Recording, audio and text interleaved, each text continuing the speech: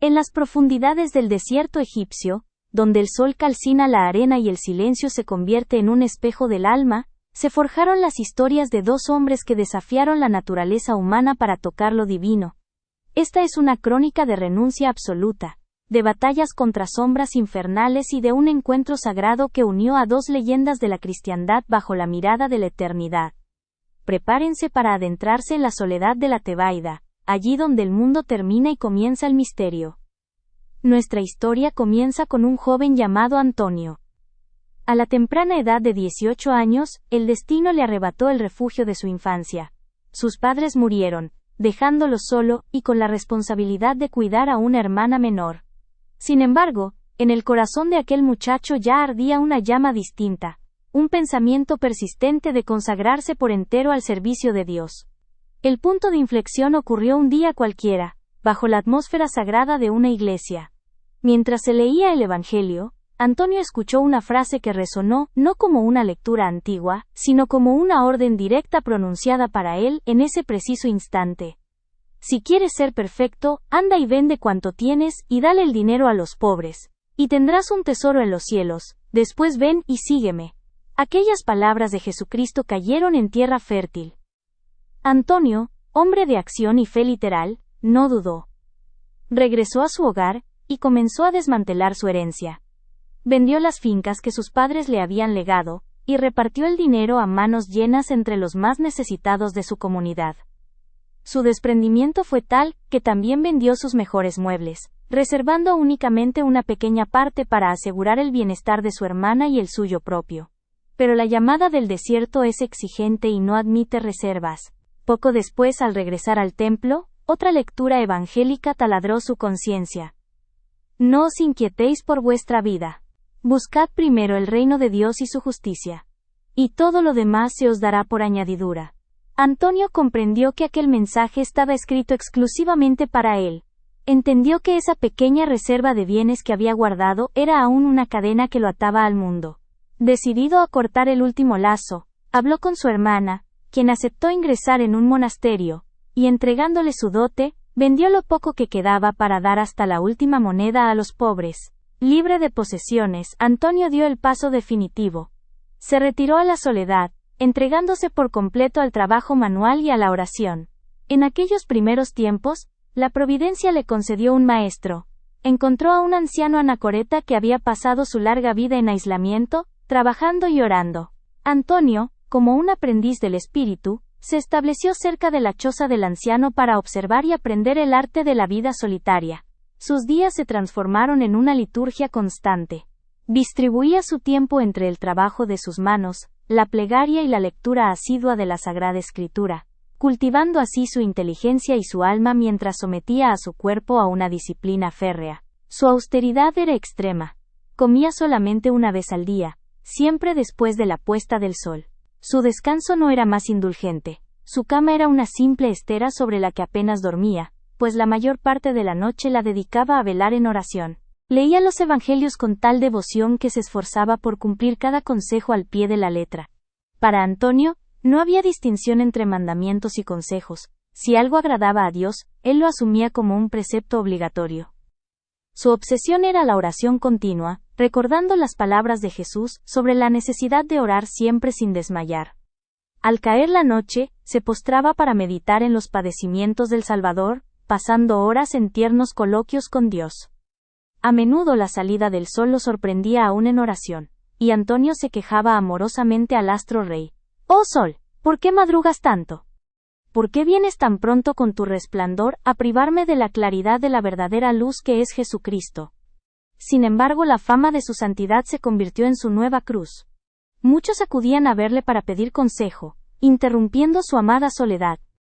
Buscando un aislamiento más profundo, Antonio decidió adentrarse más en el desierto, y ocultarse en un sepulcro, dependiendo de un amigo que ocasionalmente le llevaba algo de alimento. Fue en la oscuridad de aquel sepulcro donde se desató una guerra espiritual de proporciones épicas. El demonio, incapaz de tolerar tal grado de santidad, lanzó contra él terribles tentaciones.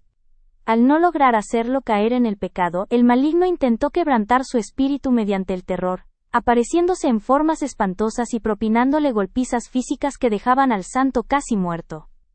Las hordas infernales irrumpían en su retiro bajo la forma de bestias salvajes. Cerdos, osos, leones, lobos, panteras y serpientes rodeaban a Antonio, generando un estruendo que parecía anunciar el fin del mundo. Pero el corazón de Antonio era una fortaleza inexpugnable. Lejos de amedrentarse, se volvía hacia las apariciones y les hablaba con desprecio y valentía. Todo ese ruido que armáis delata bien vuestra flaqueza, pues no pudiendo nada conmigo, tratáis de asustarme con vuestros chillidos. Con el tiempo su resistencia y sabiduría atrajeron a multitudes. Aunque Antonio rehuía el trato con los hombres, en cierta ocasión, al ver un gentío inmenso buscándolo, sintió que la caridad exigía atenderlos. Le rogaban con lágrimas que fuera su maestro. Antonio aceptó, y pronto alrededor de su choza, surgieron numerosas cabañas, formando una comunidad de discípulos que lo llamaban, el amado de Dios. Él, amante del silencio, se resignó a ser abad, un padre espiritual por cuyas manos Dios obraba milagros.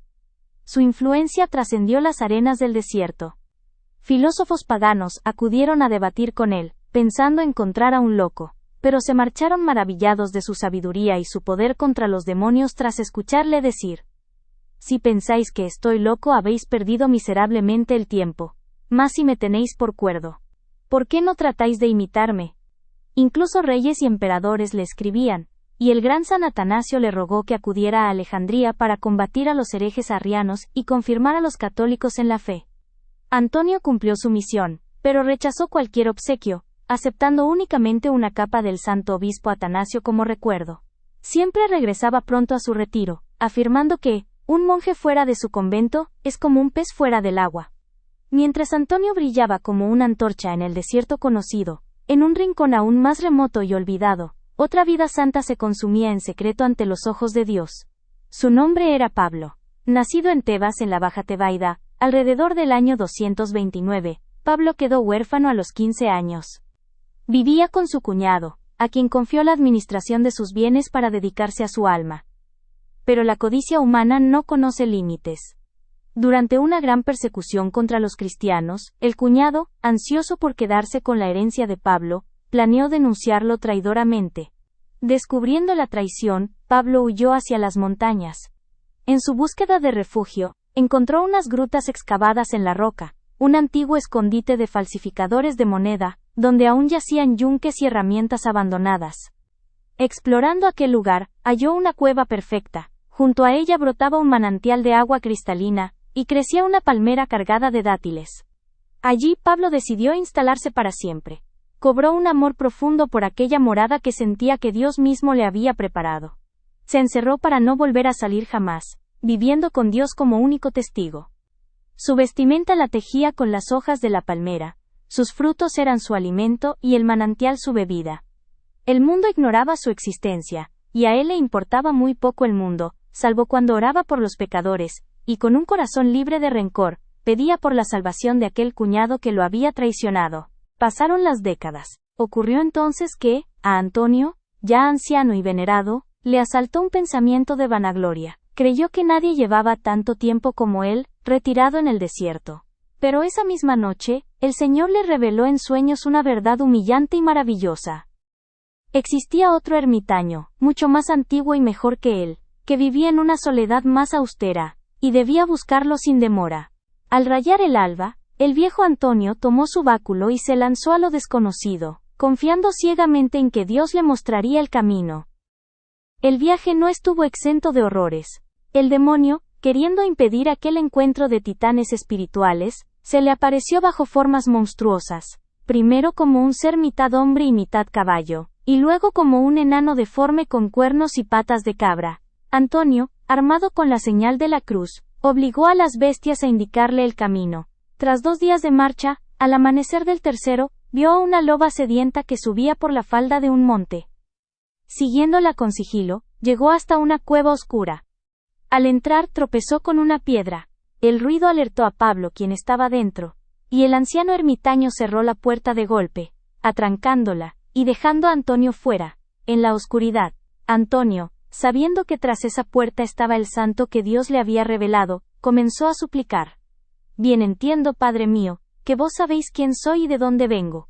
No me apartaré de aquí hasta que os vea, clamaba Antonio. Vos que aceptáis la compañía de las bestias, vais a rechazar la compañía del hombre.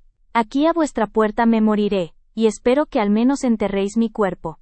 Conmovido y quizás divertido por la tenacidad de su visitante, Pablo abrió la puerta riendo. Pues si vienes a morirte, ¿qué necesidad tienes de que te abra? El encuentro fue sublime.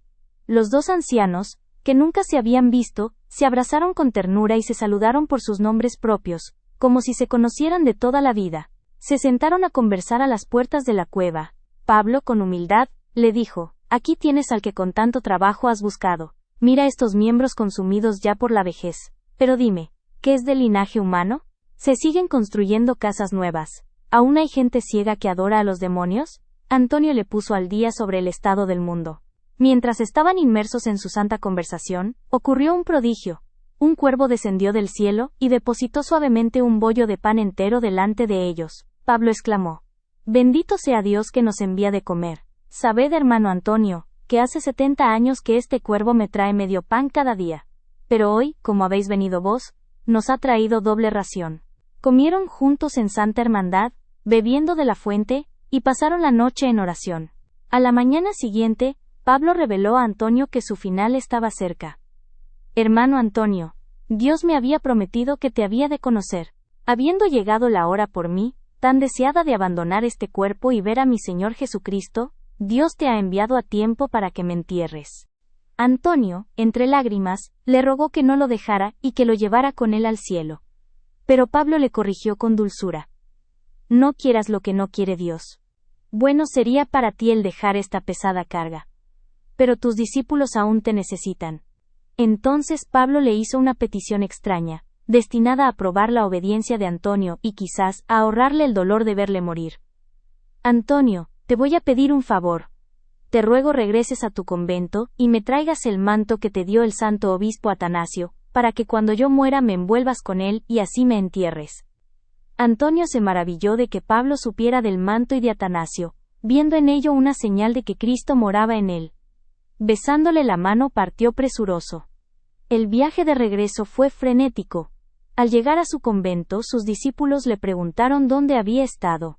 Antonio solo pudo responder: «Ay de mí, pecador, que solo tengo el nombre de religioso. He visto a Elías, he visto a Juan en el desierto, o más verdaderamente puedo decir que he visto a Pablo en el paraíso». Sin dar más explicaciones, tomó el manto y salió de nuevo, sin siquiera comer, ardiendo en deseos de ver con vida a aquel que había dejado en los umbrales de la eternidad. Pero al segundo día de camino hacia la media mañana, Antonio alzó la vista y vio una visión gloriosa. El alma del bienaventurado Pablo subía radiante de gloria entre coros de ángeles camino del paraíso. Antonio aceleró el paso, sintiendo que ya no andaba, sino que volaba. Al llegar a la cueva, encontró el cuerpo de Pablo de rodillas, con la cabeza mirando al cielo y las manos levantadas. Pensando que aún vivía, se arrodilló para orar a su lado. Pero al notar que no respiraba, comprendió que había muerto en oración. Lo abrazó llorando, y lo regó con sus lágrimas. Envolvió el santo cuerpo con el manto de San Atanasio. Al sacarlo para enterrarlo, se dio cuenta de que no tenía herramientas para cavar la fosa en la dura tierra del desierto. Estando perplejo, vio salir de la maleza a 2 leones. Antonio se sobresaltó momentáneamente, pero se encomendó a Dios. Los leones se acercaron al cadáver de Pablo y rugieron como si lloraran su muerte. Luego, con sus garras comenzaron a excavar la tierra hasta abrir un hueco suficiente para la sepultura. Hecho el trabajo, se acercaron a Antonio moviendo la cola y tras recibir una especie de bendición, se marcharon. Antonio depositó el cuerpo en la tierra y lo cubrió. Pasó la noche orando junto a la tumba. Al día siguiente, entró en la cueva para buscar algún recuerdo y solo tomó la túnica tejida con hojas de palma, que Pablo había confeccionado con sus propias manos. La llevó consigo como si fuera una joya preciosa. Pablo de Tebas murió en el año 342, a la edad de 113 años tras haber vivido 88 años en soledad absoluta. 14 años después, en el año 356, San Antonio Abad entregó su alma a Dios a los 105 años. Antes de morir, pidió ser enterrado en un lugar desconocido para que nadie le rindiera honores. La historia de estos dos gigantes de la fe quedó inmortalizada por otros dos grandes santos. San Atanasio escribió la vida de Antonio, y San Jerónimo la de Pablo. Hoy, San Antonio sigue siendo invocado como abogado de los animales domésticos, una tradición nacida de su convivencia con la creación y su poder sobre la naturaleza, por lo que su imagen suele estar acompañada de algún animal. Así concluye el relato de dos vidas que vaciaron todo de sí mismas para llenarse de Dios, recordándonos que en el silencio del desprendimiento es donde a menudo se escuchan las verdades más estruendosas. Si esta historia de sacrificio radical y fe inquebrantable ha movido algo en tu interior, no dejes que el relato termine aquí. Comparte este contenido con alguien que necesite inspiración, o déjanos un comentario contándonos qué parte de la vida de estos santos te ha impactado más.